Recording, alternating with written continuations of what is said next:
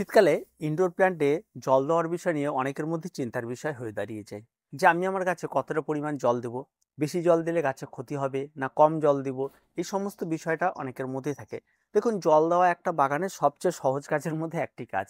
আর তাই আপনি আপনার বাগানের গাছে জল কিন্তু প্রত্যেকেই দিতে পারে।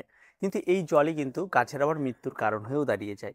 বেশ কিছু গাছ রয়েছে যে সমস্ত গাছগুলি রয়েছে তাদেরকে জল একেবারেই পছন্দ করে না। আবার বেশ কিছু গাছ রয়েছে যারা জল ভীষণ রকমভাবে পছন্দ করে।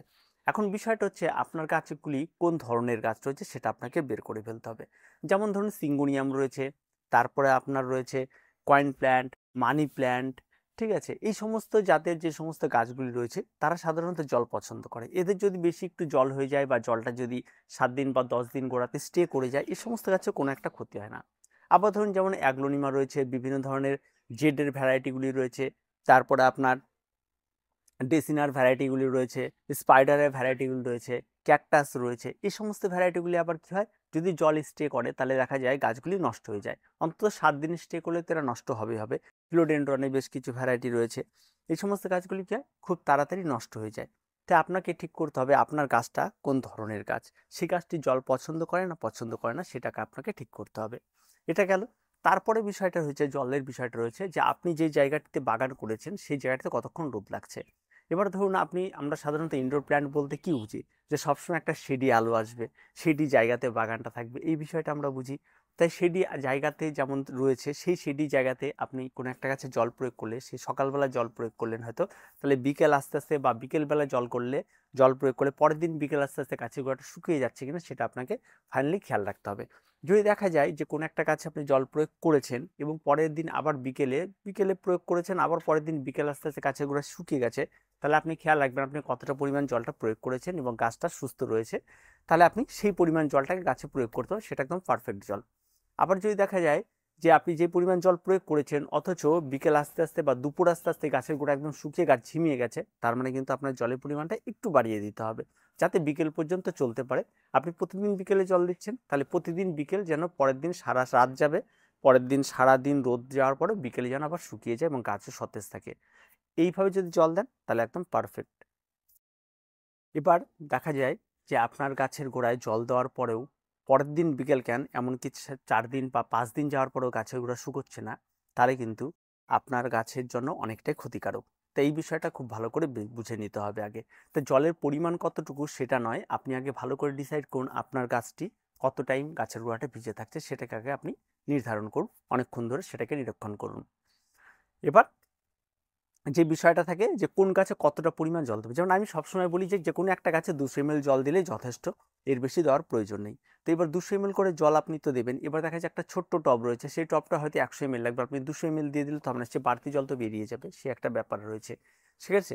তাহলে সেই বিষয়টাকে আগে খেয়াল রাখতে হবে, আপনার সেই জায়গাটায় কতটা টাইম রোদ লাগছে, তা সেইভাবে আপনাকে নিজেকে ঠিক করতে হবে আমি কতটা পরিমাণ জল দিলে গাছটা পরের দিন পর্যন্ত ঠিক থাকবে। এতে আপনি যখন বারবার করে এটা প্রয়োগ করবেন, অন্তত দিন 7 গেলে আপনি বুঝে যাবেন যে আপনার গাছে কতটা পরিমাণ জলের প্রয়োজন রয়েছে।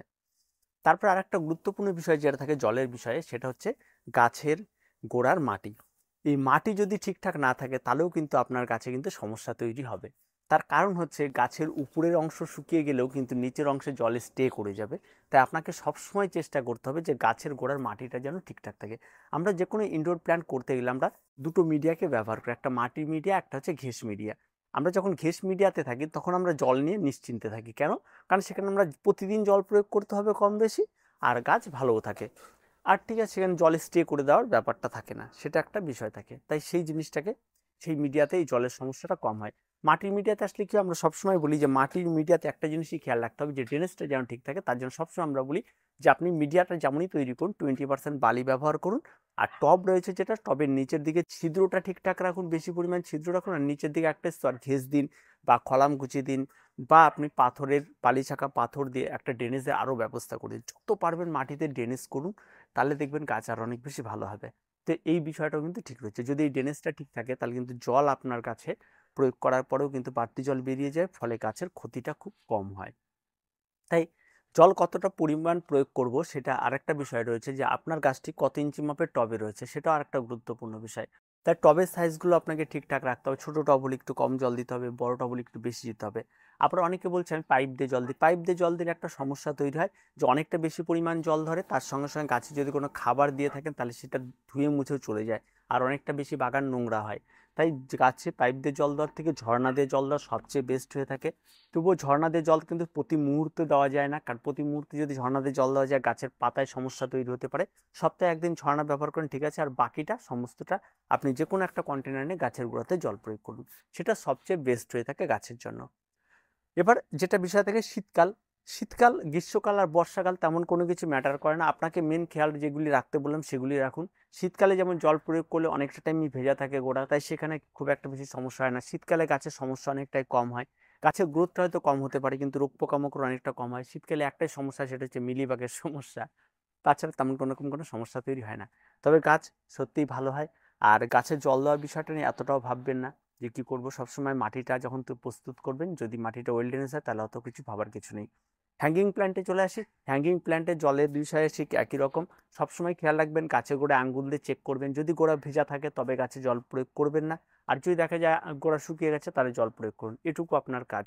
এর বাইরে তেমন কোনো কিছু নেই। আর সবসময় মাটিটাকে ওয়েলডেনেস রাখার চেষ্টা করুন, আর ঘেঁষে যারা করছে তার নির্দ্বিধায় গাছে জল দিন, কোনোরকম কোনো অসুবিধা নেই, জল এমনি বেরিয়ে যাবে দেওয়ার সঙ্গে সঙ্গে, কোনো অসুবিধা নেই। তাই শীতকালে গাছে জল দেওয়ার বিষয় নিয়ে অতটা ভাবার কোনো কিচ্ছু নেই, ইনডোর প্ল্যান্ট হোক আউটডোর প্ল্যান্ট হোক যে কোনো কিছু হয়। আউটডোর প্ল্যান্টের ক্ষেত্রে কিন্তু জল দেওয়ার কিন্তু অনেক সমস্যা তৈরি হয়, গাছের জলের জন্য চারাও মারা যায়। তাই আউটডোর প্ল্যান্ট যেগুলি রয়েছে সেগুলিতে কিন্তু একটু কিছু শুনে দেবেন, তাহলে হয়ে যাবে। বিষয়টা আপনাদের আশা করি বোঝাতে পারলাম। তারপরে যদি কারো কোনো সমস্যা হয়ে থাকে তাহলে অবশ্যই কমেন্ট বক্স খোলা রয়েছে, কমেন্ট বক্সে আপনারা কমেন্ট করুন, তাহলে বুঝতে পারবেন যে আমরা সেখানটায় দেখবো কমেন্ট, যদি সেরকম কিছু আমরা ভিডিও করে জানিয়ে দেবো। তো আজকে এ পর্যন্ত, দেখা হচ্ছে পরবর্তী ভিডিওতে। প্রত্যেকে ভালো থাকবেন, প্রত্যেকে সুস্থ থাকবেন, চ্যানেলটিকে অবশ্যই সাবস্ক্রাইব করে রাখবেন।